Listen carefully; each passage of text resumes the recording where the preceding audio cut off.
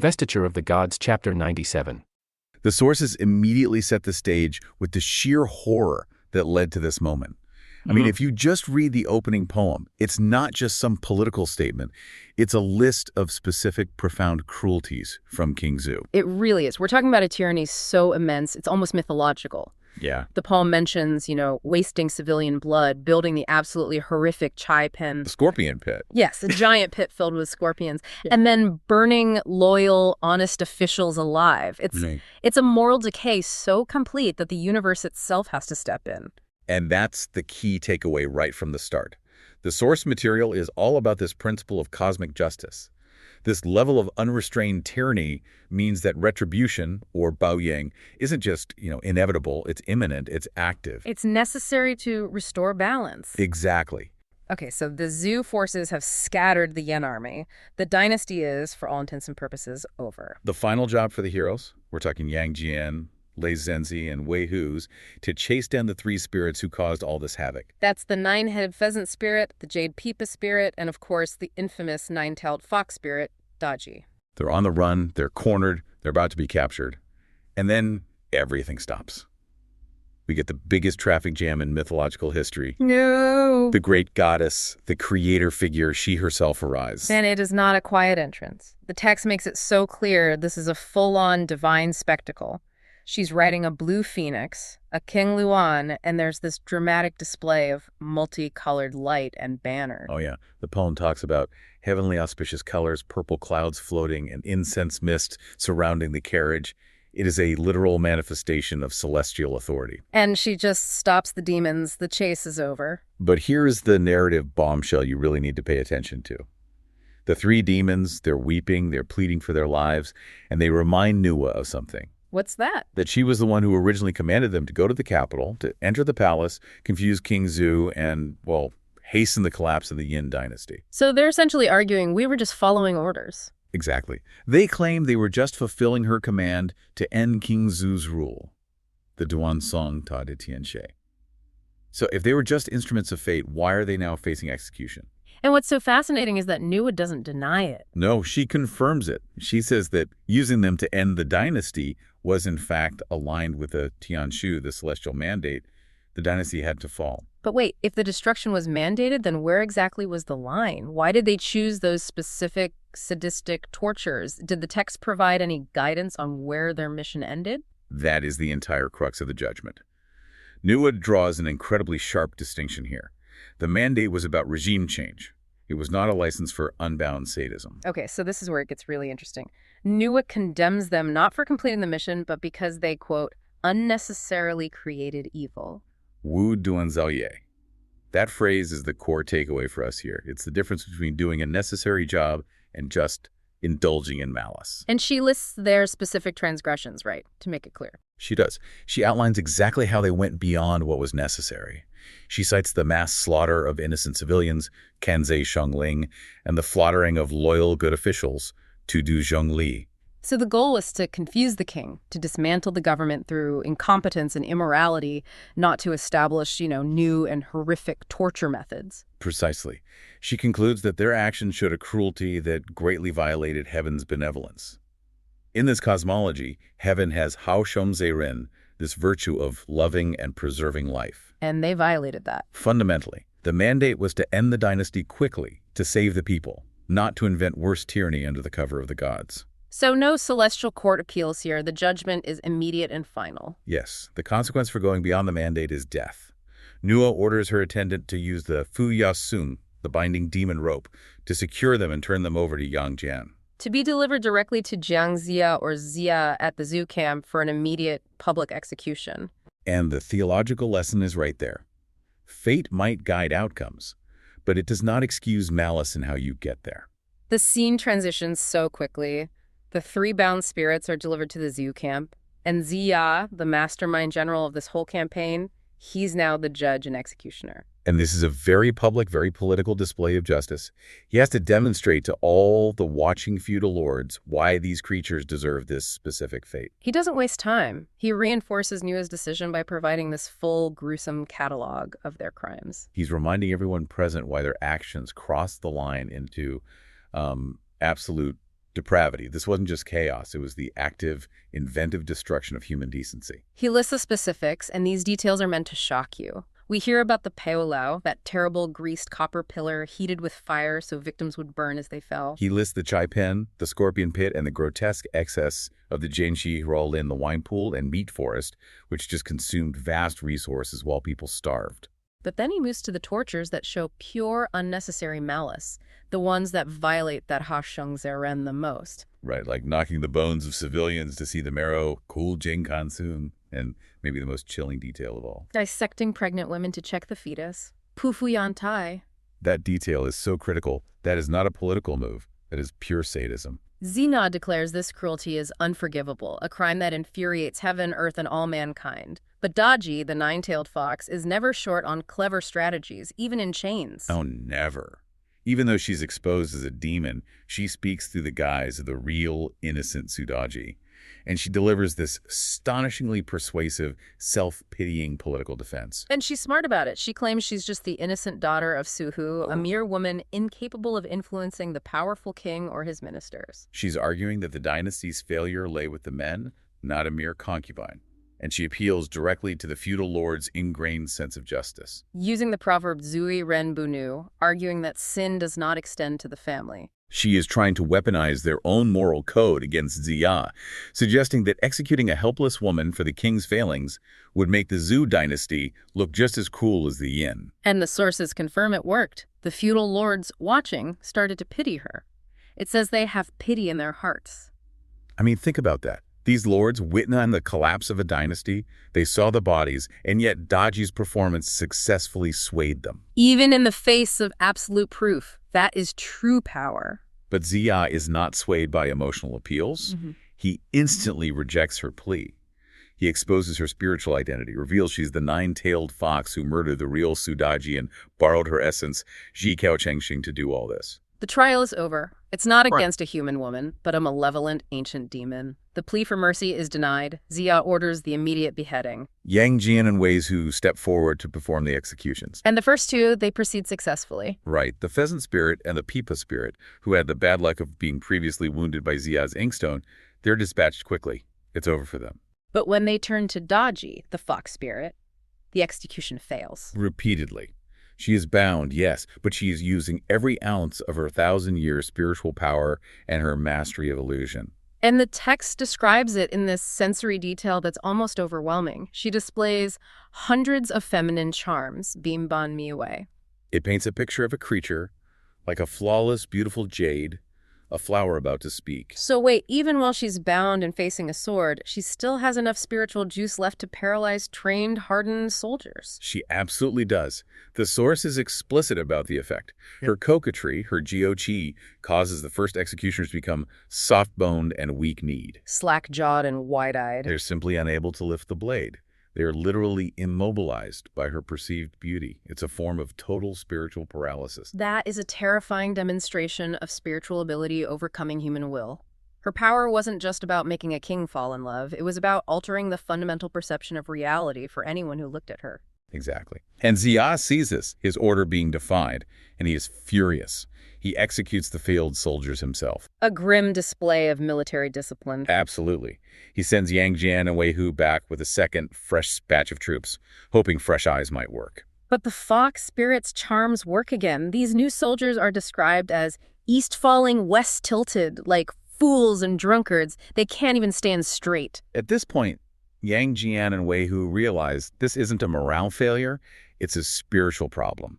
They assess her as a Qian Nian Hua 1,000-year-old fox. One who has absorbed celestial spiritual energy, Riz Zheng Yue. Which has granted her the absolute ability to confuse people, Mi Huaren. She's not just charming, she's actively distorting mortal perception and overriding their free will. And this detail is key for you, the listener. It explains why a divine intervention was needed for this execution in the first place. Ziya realizes this creature can't be handled by ordinary soldiers. Or even the strongest mortals. Her spiritual deception is total. It requires a higher magical power to neutralize it. So Ziya acts decisively. He retrieves the special, powerful gourd, or calabash, given to him much earlier by the immortal Liu Ya. This item is specifically designed to neutralize these kinds of high-level spiritual threats. He sets up a ritual, right? A burning incense altar, he places the gourd on it, removes the lid. And what happens next is pure magic. A terrifying white light shoots up, and inside that light, a magical creature appears, spinning, described as having eyebrows, eyes, wings, and feet. This creature, the beanbei, or precious item, is the weapon. Right, and Zia bows respectfully to it. He's not commanding the demon, he's commanding the weapon itself, and he speaks the fateful command. Binde Zunshin, precious item, turn its body. And the moment is instant. The creature spins 2 or 3 times in the light, and Daji's head immediately falls to the ground, scattering blood. She's finally dead. No more charm, no more paralysis. And here's the final, remarkable insight into her power. Even after her immediate brutal death, the sources note that the attending feudal lords still held a sense of pity. Her spiritual charm was so potent that the perception she created lingered, even after her physical form was destroyed. And the stage is set. King Zhou isn't out there leading a counterattack. He's just sitting alone. The text says Yanyan Du Zhou, melancholy, in his private chambers. In the Xinging Hall. Exactly. And the army of King Wu is literally at the city gates. So this isn't just about a military loss. It's total spiritual bankruptcy. Okay, so as the world is just crumbling outside, what is the first truly devastating piece of news Zhou gets in his isolation? It's news that basically confirms his failure on every single level. As a king, as a husband, as a man. Right. A court official comes back weeping and reports that the heads of his 3 concubines. The 3 queens. Yes, the 3 queens who were loyal to the dynasty but whom he'd alienated, their heads have been severed, and they're being displayed at the Zhou camp's gate. Yeah. That's an immediate, visceral punch. It is. He rushes up to the 5 Phoenix Tower to see it for himself, and the text describes his reaction not as this, tyrannical rage. Which you'd expect. Exactly. Yeah. But as this profound, shocking sorrow. His heart is sick sore, since one. So is this genuine grief, do you think? Or is it more self-pity for his own lost pleasure? It's a mix, and I think that's what makes him a fascinating villain, even at the end. He actually cries as he writes this poem mourning them. Yeah, lamenting that their beauty is wasted, he writes. Jade shattered, fragrance faded, truly pitiful, lovely faces and cloudy hair hung high. He's mourning his lost pleasures, for sure, but maybe. For a moment, his personal loss outweighs the political one. It's like the last flicker of humanity. It is, before the supernatural just completely takes over. And it's an incredibly short moment of reflection, isn't it? Because that grief is just instantly swallowed by reality. Instantly. A cannon sounds, the Zhou troops shout, and he realizes the great momentum is gone. Dashi in coup. He knows it's over. He knows. He has to make his final move, which means rushing toward the star-picking tower. And this is where the story just leaves military history behind completely. Yeah. As he's moving from the hall to the tower, he doesn't encounter enemy soldiers. He encounters, well, the physical manifestation of his own karmic debt. You mean the wind? The wind. The text describes this strange, swirling wind, a sui-yu-famong, that just wraps around him. It's a clear signal of a supernatural transition. So from the earthly battle to a spiritual reckoning. Precisely. And the purpose of that wind is spelled out, which is chilling. It says the wind's job is to gather ancient grievances and let the wronged ghosts speak their debt. All because of his extreme cruelty. It's like a mechanism of cosmic justice. It is. It's personalized vengeance delivered by a whirlwind. And right after the wind come the spirits he created. The first ones are visually terrifying. They're the ghosts from the infamous scorpion pit. The Chai Pen, that was his preferred method of execution for people who angered him, correct? Correct. And these ghosts are described as bloody, stinking, naked, just crying for their lives back. The constant reminder of his worst atrocities. Visceral. And they're joined by 2 very specific ghosts powerful named victims who are high ministers, Zhao Qi and Meibo. Okay, so who were they? Why are their appearances so significant? They really represent the failure of the moral order. Zhao Qi was known for his wise counsel, which Zhou, of course, rejected. And Meibo. Meibo was the one Zhou had. Well, minced. Sliced up for daring to speak against him. And now these 2 are right in his face, shouting, celebrating. You have your day of defeat too, oh homicidal ruler. So the ultimate consequence of executing your most loyal ministers in the most gruesome ways imaginable. Exactly. But here's the thing. Despite being surrounded by all this, Zhou doesn't just drop dead. He actually manages to fight back for a moment. How? How does he possibly survive that supernatural onslaught? This is a really crucial cosmological detail. Zhou still has a tiny sliver of the residual power of the Son of Heaven. Right. He repels them by focusing his yang energy, his yang qi cheng chu. In Chinese cosmology, yang is light, life, masculine power. So his own imperial force, even though he's corrupted it, is what pushes away the dark, cold yin energy of the ghosts. For a moment, yes. He's basically fighting off the spirit world with the last gasps of his divine mandate. His soul is being ripped apart, but his imperial key is holding the line. Just long enough for him to keep moving. But just as those, let's say, political ghosts retreat, 3 much more specific female figures attack him. Yes. And these are the literal ghosts of the women he personally wronged and killed. Their accusations are intensely personal. They must have just torn at his sanity. Completely. First is Empress Jiang, his former wife. She physically pulls him back, scolding him. And her accusation is the most politically devastating. What did she say? She doesn't just mention killing her and her son. She accuses him of destroying the social order, Yume Yilun, and failing his ancestors. She is confirming his status as the final wicked emperor of the dynasty. Oof. Okay, then Queen Wang appears. Covered in blood and stench, Oops. she cries out that he brutally threw her off the star-picking tower. The very place he's running to. The very place. She says he caused her to be powdered bone and shattered body. It's an immediate physical warning of what that tower represents. And the third? Madame Jia. She confronts him for violating her honor. The ultimate violation of fealty. A ruler violating a minister's wife. She demands revenge and literally strikes at him. Right. Wow. The combination of personal, political, and physical violations all coming at him at once. And what's fascinating is how the narrative focuses on his mental state. The text says the only thing saving him from being completely overwhelmed is a sliver of his true spirit, his Zonling. His yang god startling him awake. Right. He's only momentarily sane, surrounded by the literal consequences of his cruelty. He's a man being chased up a burning political ladder by the ghosts of his own making. So Zeus finally stumbles onto the top of the star-picking tower. He knows he has to choose his end before the army gets to him. And he summons his palace officer, a man named Zhu Sheng, for his final terrible order. He lays out his rationale for self-immolation, for burning himself. He does. He's terrified of being captured by, in his words, petty men, Okay. Gary or Sun Kuo, and suffering the humiliation of a public execution.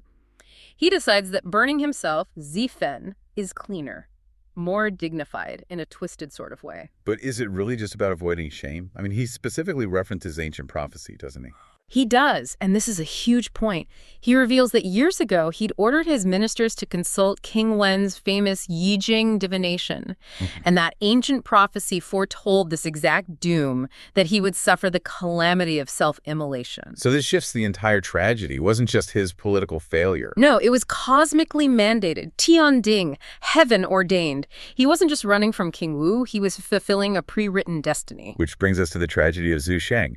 This palace officer, he's devastated. Absolutely crushed. He cries, he argues, he says he cannot participate in burning his own sovereign. But Zhu, even now, he's still a tyrant. To the very end, he angrily forces Zhu Shen to comply, threatening to charge him with the crime of defiance. Fanizizu. An agonizing paradox. He forces the most loyal person he has left to ensure his dignified exit. And Zhu Sheng, weeping, gathers the wood. He sets the fire, and then in this shocking act of supreme final loyalty gusheng, he throws himself into the flames. That he die with his king. To die with his king. It's a statement that his loyalty was to the office, not the man, and he couldn't live as the instrument of the sovereign's destruction. So describe this final scene for us. Zhu is dressed in his full imperial robes, holding his jade scepter. Sitting calmly as the fire just rages beneath him. And he utters his final regret, not listening to loyal advice. And the description of the inferno itself. It's spectacular. The text uses a powerful poetic foo. Fire and wind combine, the tower structure collapses, soaring into the clouds. Everything turns to ash and red dust. And the tragedy doesn't just consume the king. No. The whole surrounding palace burns, killing countless people, innocent and guilty alike. The 8 concubines, the 9 royal women, all the innocent palace maids trapped there. The scope of destruction matches the scale of the tyranny. Meanwhile, outside the city walls, the new ruler, King Wu, and his strategist, Jiang Zia, are watching this, a crucial moment. What's King Wu's reaction? It's so unexpected. King Wu sees Zhu's ghostly imperial figure rising in the smoke, and instead of celebrating, he covers his face. He covers his face. Yeah. He says that even though Zhou was wicked, he was once their ruler, and they shouldn't witness his death. He shows this deep, unexpected mercy and immediately retreats back to camp. That wasn't just a kind gesture, was it? That was a profound political statement. Absolutely. It cemented the legitimacy of the new dynasty. Jiang Ziya compares him to Cheng Tang, the founder of the Shang, who exiled the wicked King Ji but didn't gloat. Right. King Wu's pity, his Ren Mingzhu Ai, immediately confirms his moral fitness to rule. By showing respect for the office of the fallen tyrant, he affirms the sanctity of the mandate of heaven itself. The political transition is sanctified by an act of restraint. So the tower collapses, Zhou is ash. But his story isn't quite over. Not quite. The text confirms his spirit, his Yuling, departs immediately to the platform of investiture of the gods.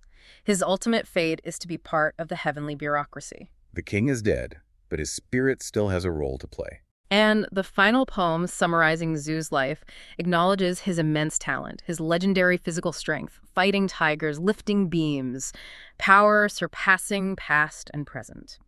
But it concludes that all that glorious talent was just wasted, overshadowed by his cruelty.